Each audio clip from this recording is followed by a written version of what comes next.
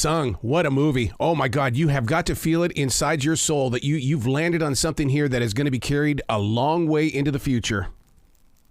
Oh, thank you for those kind words, Arrow. How did it take shape? I mean, because comedy, they say you've got to go in there and you've got to craft it. And so, but now when you add pictures to it, that there's more crafting taking place. Well, is your question how did the movie take place, or how did the overall film? Well, because I'm a writer, I'm fascinated with the way that it's written out first, and then you've got to take what was written or even planned out on a storyboard, and now you've got to make moving pictures that are going to make people jump. People are going to laugh. Well, Arrow, the origin of the script came from my friends Aaron Strongoni and Andy McAllister.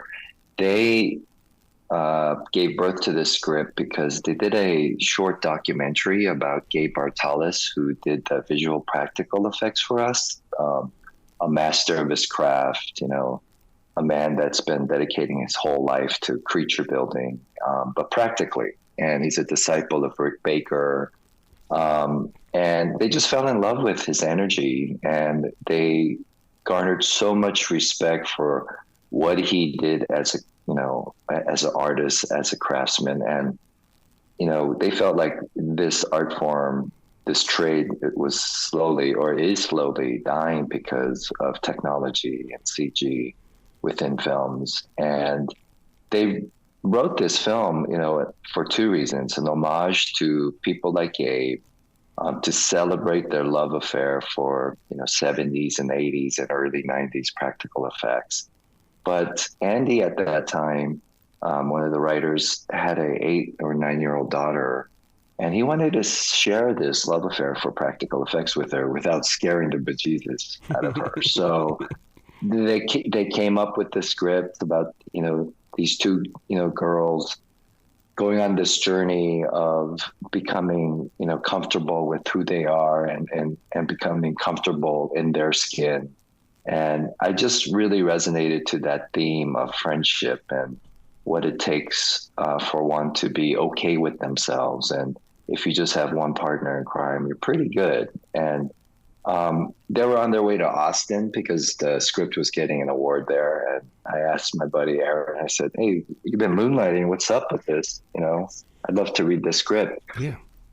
And we shot this film during the pandemic, and I thought my first directorial debut was going to be a more dramatic, some type of coming age story. But when I read this, I just felt like, man, I want to laugh, and it, on paper it was funny. And then we went ahead and tried to make this movie during the pandemic. And then the two actresses, Brooke and Vivi, they brought the characters to life. So I have to give them the credit for, the comedy aspect of it, because they really, gave birth to these, to the relationship between the two. And there's so much improvisation, and I really leaned on them because, Arrow, like with these smaller movies, we have very limited resources to put on the screen. So we had to lean on the actors, and they just did a fantastic job of bringing the characters to life and infusing that comedy. See, but I like the indie way of making movies because it reminds me so much of on the stage. If you were on Broadway or in Los Angeles on a stage, you don't get a second and a third chance. You got to get out there and you got to make that performance work. Absolutely. And you're right, these girls, oh my God. And there's so many iconic scenes in this movie, and but it had to come from your eye first for us to be able to experience it.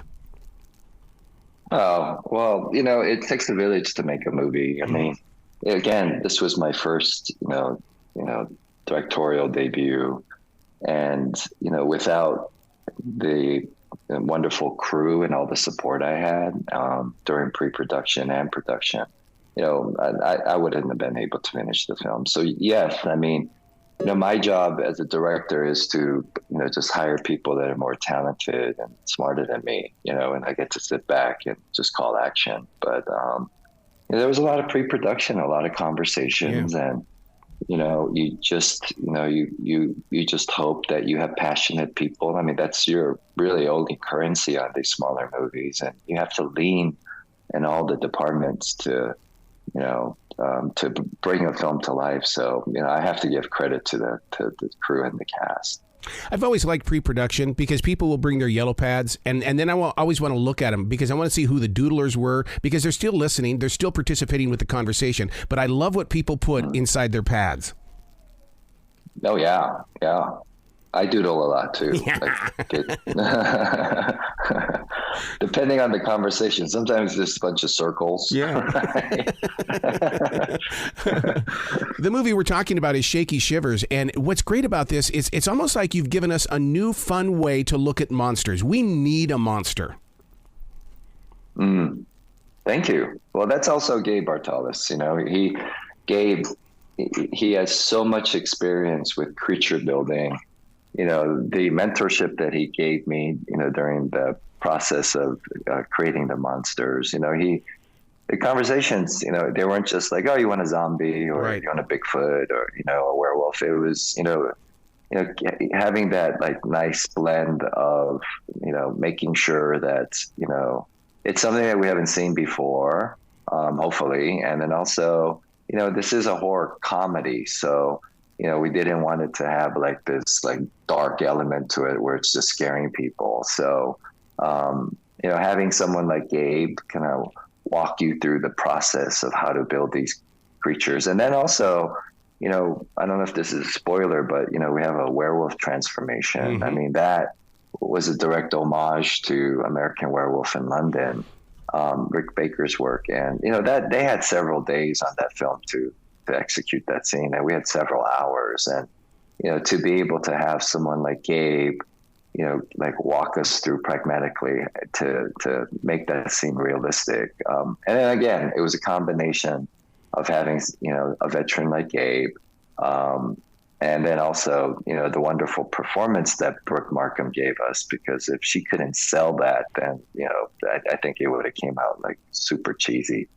This is the type of movie that I grew up watching at the outdoor drive-in, and it's one of those where it's like, because we have 3 of them here, outdoor drive-ins, and I've got to go see it there, and I'm hoping that the locals will put it up on their big screen, because I want to experience it with the atmosphere of all of those cars and that big gigantic screen. Oh yeah, I mean that's what cinema's for, it's a shared experience. And then, I mean, how often do you get to go to a drive-in and watch a film these days? I mean, that's part of my film DNA too. My dad would take me to, the double headers. I think that's what they called, right? Yeah. And be able to like watch like Mad Max 1 and Mad Max 2 and drive in and walk to the concession and go get it and see all these other people and families and cars. And it's just a very visceral feeling when you get to watch a film, especially in a drive-in atmosphere. So I'm totally with you. I wish there were more for us to be able to watch movies and drive-ins these days. One of the things that is very interesting about making movies nowadays is that, as somebody from in radio, I want to know about the movie business in the way that the green light, to get that green light to make this movie, was there a lot of shaking hands and kissing babies? Oh yeah. I mean, to get a movie made is like winning the lottery twice, I think. Yeah. Because there's so many movies out there, people just assume, you write a script and, people give you some money and you go. But it's not like that. I mean, it's just, at the end of the day, it's called show business, not show. Let's go help someone's dream, right? And so, there's a lot of that shaking hands and meeting people, and a lot of no's, Arrow. It's like it's 99.9% no's, and somehow some guardian angel comes down and, blesses the project and hands over some money. Like, and the movie business is, not as profitable as people think. I mean, it's so risky, right? And, when you deal with investors and stuff, people are looking for low hanging fruit and, they're risk averse. So, getting any movie made is such a challenge, but I think that's what makes it so rewarding, is that, you have to go through those challenges and you have to be told no, because otherwise when you do get to set, you don't appreciate like that journey and what it takes to even get, the bad lunch you're having for that day, so every day I was able to step back and go, how how did this happen? Like, are these people crazy that are investing into this film? And, how lucky and fortunate I am to be in this place to, to pursue this dream, right? And make this happen, and look at all these wonderful people that are coming during the pandemic to support this crazy vision you have, right? So it's very, very hard, very hard. And I think it should be, as it should be, Has it changed your vision when it comes to, now that you've got one movie underneath your belt? I mean, does it make you a different person in the way of, okay, I know how they did this, I know how I'm going to do it the next time?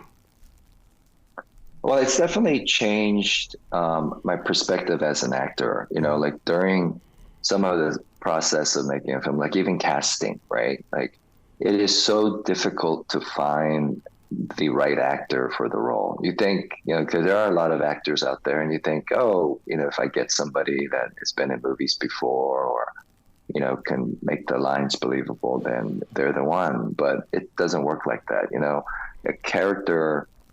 A role is like a tailored, suit for that particular actor, and either it fits perfectly or it's a little ill-fitted, and as an actor, when, I'm in the business of no's, like everyone tells you you're not good enough, and you get rejected every single day. And I step back and realize, you don't have to take that personal. I mean, you're not going to fit every role, even though I think I can do it, and maybe I can.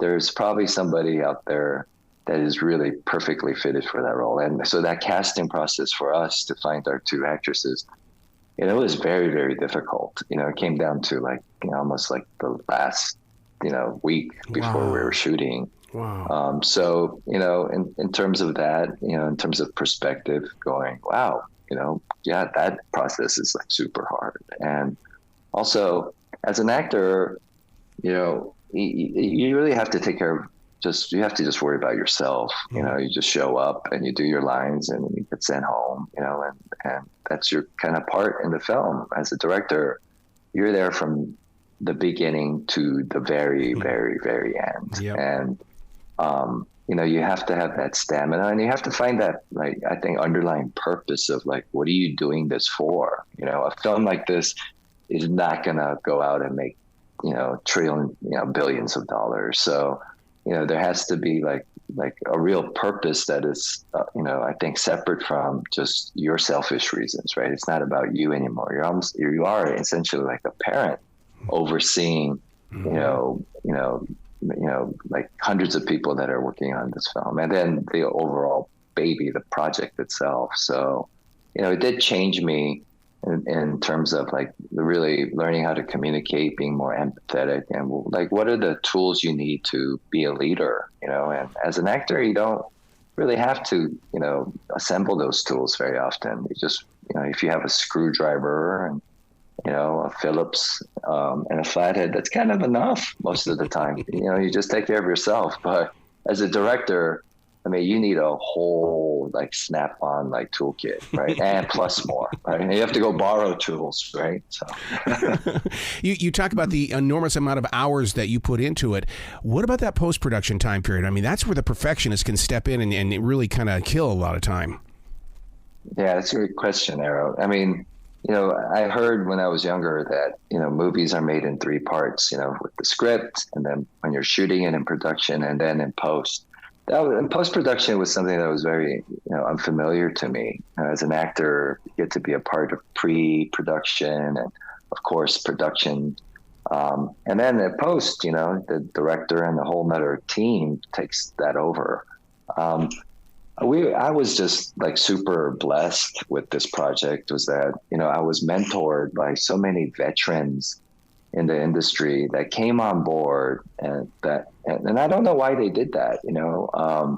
They came on board to like, to help me with the sound mix, the coloring. Like we had, the colors from Forrest Gump. We had our sound mixer, Gary, was, nominated, and he was part of like Oscar winning films. And these veterans, like these mentors, came on board to like support this film and also like, guide me and teach me. Right. And, I asked them, I said, why would you come onto this little 50 cent, film? I mean, you worked on such great cinema, your filmography is so deep and prestigious. And they said, it's because, I think, maybe this is something, I'd love to share this with the listeners. It's like,